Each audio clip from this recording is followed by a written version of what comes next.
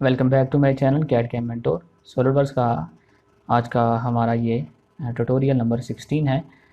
आज के इस ट्यूटोरियल के अंदर हम बहुत ही इम्पोर्टेंट कमांड डिज़ाइन टेबल के बारे में स्टडी करने जा रहे हैं।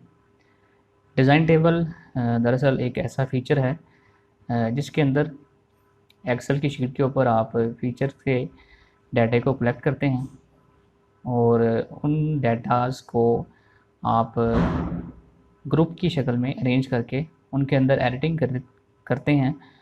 तो उससे आपके मॉडल के अंदर मुख्तलिफ चेंजिंग वाले ग्रुप्स बन जाते हैं, यानी आप एक मॉडल के अंदर मल्टीपल चेंजेस कर सकते हैं with the help of design table. मिसाल के तौर पर मैंने यहाँ पर आपके सामने 4 ग्रुप बनाए हैं जिनके अंदर हमने फीचर्स के अंदर मैंने मुख्तलिफ एडिटिंग की है।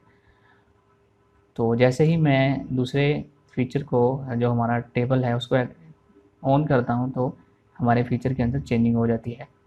इसी तरह मैं थर्ड ग्रुप को करता हूँ एक्टिव, तो हमारे मॉडल के अंदर ऑटोमेटिकली चेंजिंग आपको नज़र आ रही है। इसी तरह जब मैं 4 को एडिट करता हूँ तो हमारा फीचर हमें चेंज दिखाई दे रहा है।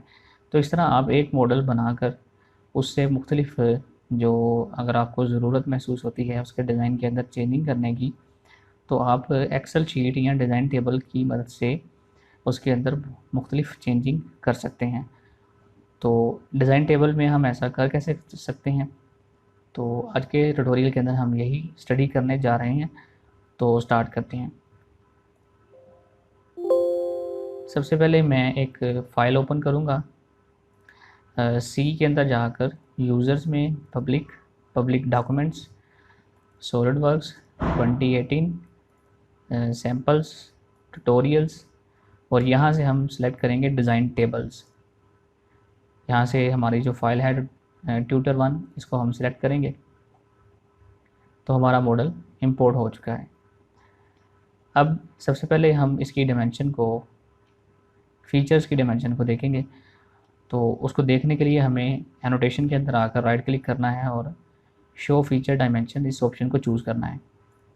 तो हमें फीचर्स की जितनी भी डायमेंशन थी वो हमें नज़र आना शुरू हो चुकी हैं। अगर आपके पास ये डायमेंशन आपको नज़र ना आए तो आप सिंपली रीबिल्ड के ऊपर क्लिक करेंगे तो आपकी तमाम की तमाम डायमेंशन आपको नज़र आना शुरू हो जाएंगी। अब इसके बाद हमें जो डायमेंशन नहीं चाहिए उनको हम हाइड कर देंगे। जैसे शेल की नहीं चाहिए तो इसके ऊपर राइट क्लिक करके हाइड ऑल डायमेंशंस, फिलेट के ऊपर हाइड ऑल डायमेंशंस और फिलेट 2 के ऊपर हाइड ऑल डायमेंशंस। इसके अलावा बाकी हमें डायमेंशंस चाहिए। अब हमारा जो सर्कल है उसमें हमें 2 डायमेंशन है हमारे पास, 60 की और 60 की। हम इन 2 डायमेंशंस को ख़त्म करना चाहते हैं। तो उसके लिए आप एक्सट्रूड 2 के अंदर आएंगे और स्केच के ऊपर राइट क्लिक करके एडिट स्केच के अंदर आएंगे। अब इन दोनों डायमेंशंस को रिमूव कर देंगे। अब आप देखें हमारा जो सर्कल है वो ब्लू कलर में चेंज हो चुका है। इसका मतलब ये है कि हमारा स्केच फुली डिफाइन नहीं है, यानी हमारी इस जो रेक्टेंगल है इसके सेंटर में नहीं है। तो इसको सेंटर में लेकर आने के लिए हम स्केच के अंदर सेंटर लाइन को चूज़ करेंगे। इस स्टार्ट पॉइंट और इस स्टार्ट पॉइंट के दरमियान हम एक डायगोनल लाइन लगा देंगे। अब इसके बाद हम इन दोनों लाइन्स इस लाइन और सर्कल के दरमियान रिलेशन बनाएंगे। तो उसके लिए सिंपली ऐड रिलेशन के अंदर आकर इस लाइन को चूज़ करेंगे और सर्कल के सेंटर पॉइंट को चूज़ करेंगे कंट्रोल दबाकर। ऐड रिलेशन के अंदर हमें मिड पॉइंट के ऑप्शन को चूज़ करना होगा। जैसे ही हम मिड पॉइंट के ऑप्शन को चूज़ करेंगे तो आप देख सकते हैं कि हमारा सर्कल एक तो सेंटर में आ चुका है और दूसरा हमारा सर्कल फुल्ली डिफाइन हो चुका है क्योंकि इसका कलर हमें ब्लैक नज़र आ रहा है। ऐड रिलेशन को ओके करें, स्केच एग्जिट। अब आप देखें कि हमारी जो 60 और 60 की डायमेंशन थी वो ख़त्म हो चुकी है और इसके साथ साथ हमारा स्केच भी फुली डिफाइन हो चुका है। अब मैं मज़ीद इन डायमेंशंस को अरेंज कर लेता हूँ।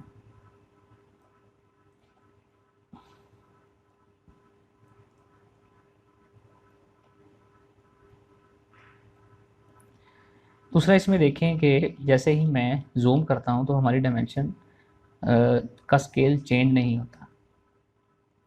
इसी तरह इसमें देखें इस ऑप्शन को हम इस तरह मैनेज कर सकते हैं कि जैसे हम जूम करें तो इस डायमेंशन को भी जूम होना चाहिए। उसके लिए आप एनोटेशन के अंदर आएंगे, डिटेल्स के अंदर आकर always display text at the same size, इसको ओके कर देंगे। तो अब आप देखिएगा कि जैसे ही हम इसको जूम करेंगे तो हमारी डायमेंशन भी जूम हो जाएगी। अब हम इन डायमेंशंस को नाम देंगे। उसके लिए आप व्यू के अंदर आएंगे और हाइड शो के अंदर आकर डायमेंशन नेम्स के ऊपर क्लिक करेंगे।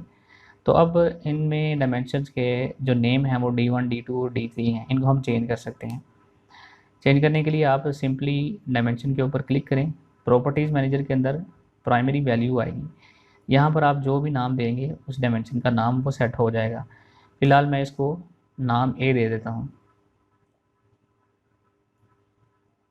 हाइट को B, और इसी तरह जो हमारे पास इसकी डेप्थ है इसको मैं C कर देता हूँ।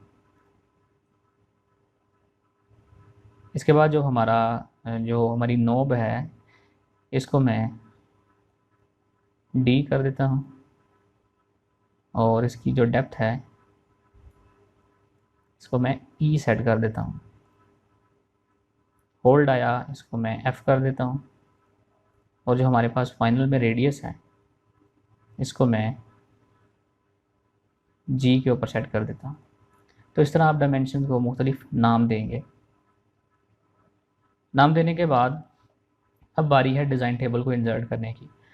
तो उसके लिए इंसर्ट के अंदर आएंगे, टेबल्स के अंदर आकर डिज़ाइन टेबल की ऑप्शन को चूज़ करेंगे तो प्रॉपर्टीज़ मैनेजर आएगा, इसमें हम ब्लैंक ऑप्शन को सिलेक्ट करेंगे और एडिट कंट्रोल के अंदर आकर अलाउ जो model edit to update the design table, इस ऑप्शन की बजाय हम सेकंड ऑप्शन को चूज़ करेंगे।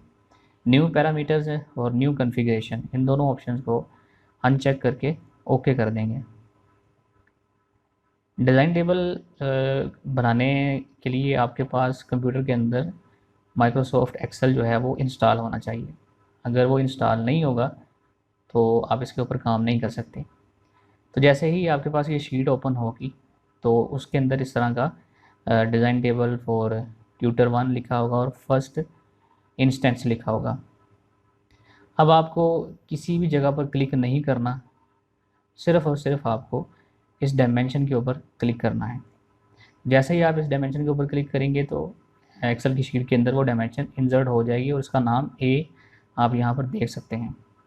इसके बाद हम इसकी जो हमारे पास हाइट है उसके ऊपर क्लिक करेंगे और फिर C के ऊपर क्लिक करेंगे।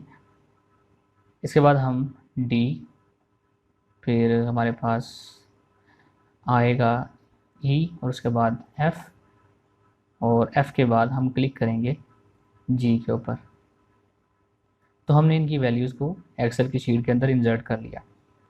अब हम मुख्तलिफ ग्रुप्स बनाएंगे और उन ग्रुप्स के अंदर मुख्तलिफ डायमेंशंस देंगे। तो ग्रुप्स के लिए हम यहाँ पर ग्रुप 1 को बल्क 2 और ग्रुप 3, ग्रुप 4, ये हमारे पास नए ग्रुप बन चुके हैं। आप इन ग्रुप्स को कोई भी नाम दे सकते हैं। अब इसके बाद हमने इनके अंदर वैल्यूज़ पुट करनी है। वो वैल्यूज़ उनका टेबल मैंने इमेज के अंदर सेव किया हुआ है।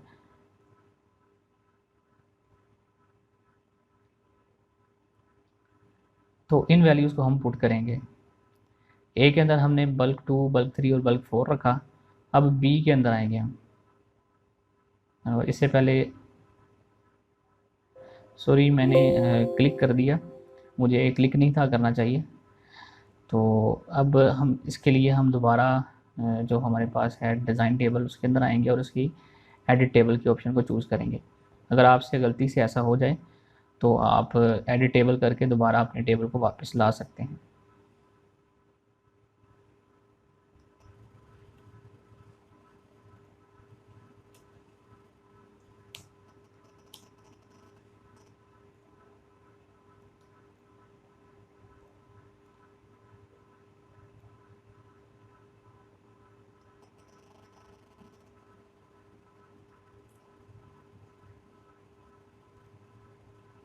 यहाँ से हम वैल्यूज़ को इसमें अप्लाई करेंगे।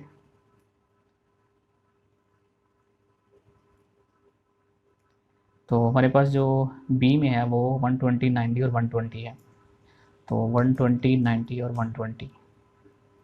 इसके बाद हमारी सी है 90, 150 और 120।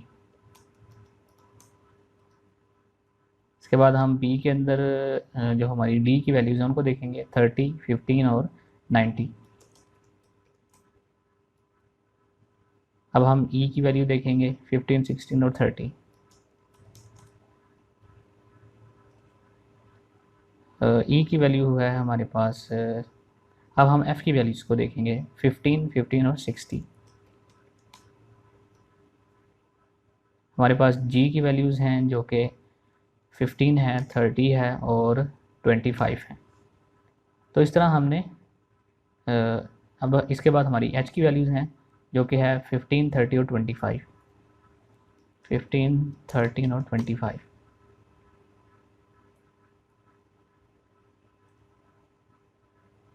जी की वैल्यू हमारी इसमें हमें चेंज करना पड़ेगी जो कि 40, 10, 10 है, 40, 10 और 10। तो इस तरह आपने एक न्यू 3 ग्रुप बनाए और उनके अंदर मुख्तलिफ वैल्यूज़ को अप्लाई किया जैसी आपकी रिक्वायरमेंट थी। इसके बाद आप ग्राफिक्स के ऊपर जो हमारी स्क्रीन है इसके ऊपर आप क्लिक करेंगे तो आपका टेबल जो है वो अपडेट हो चुका है। अब आप पार्ट के अंदर आएंगे और एनोटेशन के ऊपर राइट क्लिक करके शो फीचर डायमेंशन इसकी ऑप्शन को अनचेक कर देंगे। कॉन्फ़िगरेशन के अंदर आकर आप हमारे पास अब ये 3 ग्रुप बन चुके हैं, उनकी वैल्यूज़ भी हमने पुट कर दी हुई हैं। अब जैसे ही हम इसके ऊपर डबल क्लिक करेंगे तो अब आप ये देख रहे हैं कि हमारे डिज़ाइन के अंदर भी चेंजिंग हो चुकी है, यानी हमने फीचर्स की वैल्यू को टेबल के अंदर चेंज किया और उस टेबल की मदद से हमने एक नया डिज़ाइन भी क्रिएट कर लिया। ये बल्क 3 है और ये बल्क 4 है, यानी हम जो वैल्यूज़ बल्क 4 के अंदर पुट कर चुके हैं जैसे ही हम उनके अंदर चेंजिंग करते हैं तैसे ही हमारे डिज़ाइन के अंदर चेंजिंग आपको नज़र आ रही है। तो ये आई होप कि बहुत ही ज़बरदस्त कमांड है, इससे आपको काफ़ी हेल्प मिलेगी डिज़ाइन के अंदर। अगर आप एक से ज़्यादा डिज़ाइन बनाना चाहते हैं और उनके अंदर मुख्तलिफ चेंजिंग करके सेव करके रखना चाहते हैं तो बजाय आप अलग-अलग हर पार्ट को सेव करने के आप एक टेबल बना सकते हैं। टेबल की मदद से आप उन डिज़ाइन के अंदर मुख्तलिफ चेंजिंग कर सकते हैं। तो आई होप कि आपको ये वीडियो पसंद आई होगी और मैं उम्मीद करता हूँ कि आप इसको लाइक करेंगे, शेयर करेंगे और चैनल को भी सब्सक्राइब करेंगे। बाकी इंशाल्लाह हम आने वाले ट्यूटोरियल के अंदर मज़ीद इंटरेस्टिंग कमांड्स सीखते रहेंगे। तब तक के लिए अल्लाह हाफ़िज़।